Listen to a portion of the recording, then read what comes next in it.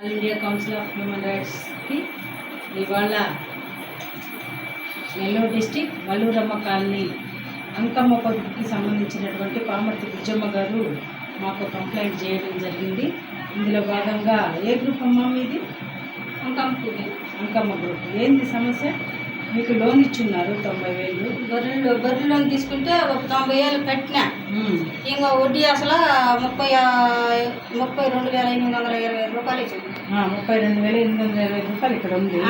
ఎంకమ్మను రాశి అమ్మ అని చెప్పిన, రాశి అమ్మ అని చెప్పి ఆమె కట్టమని చెప్పిన. డబ్బులు ఎవరి దగ్గర ఇచ్చారు? ఎంకమ్మ చేతిగా ఇచ్చిన. ఎంకమ్మ చేతిగా ఇస్తే ఆమె 12,825 రూపాయలు కట్టిందంట. 20,000 ఆమె తీసేసుకునింది. ఆమె తీసుకున్నదని నీకెట్ట తెలుసు? ఇచ్చింది నేను ఆమె చేతికే కదా. నీకెవరన్నా ఫోన్ చేశారా? లేకపోతే నాకు బ్యాంకు వాళ్ళు ఫోన్ చేసింది. ఏమని? మీరు ఇంకా డబ్బులు కట్టాలి, 20,000 వడ్డీ కట్టాలి అని ఫోన్ చేశారు.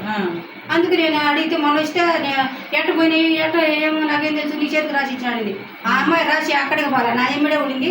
నేను కట్టమన్నా ఇది కట్టి ఆ డబ్బులు తీసేసుకునింది.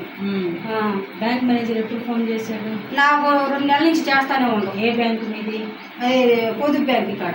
ఎక్కడ అది? ఏ బ్రాంచి? ఇది పక్క స్టేషన్కి యువతలు ఉండే రైల్వే స్టేషన్ ఓకే. మీకు సంఘబంధం లోన్లు కానీ పొదుపు లోన్లు కానీ ఇచ్చున్నారా?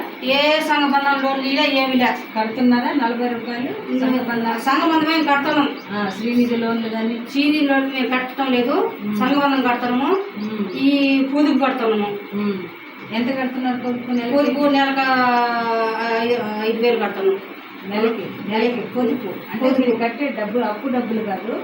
లోన్ ఎంత ఇచ్చారు? దానిలో నాకు 2 లక్షలు లోన్ ఇచ్చిండ్రు. దానికి సంబంధించి 5,000 కడతాను. నెలకు 5,000 కడతాను. పొదుపు ఎంత కడుతున్నావు?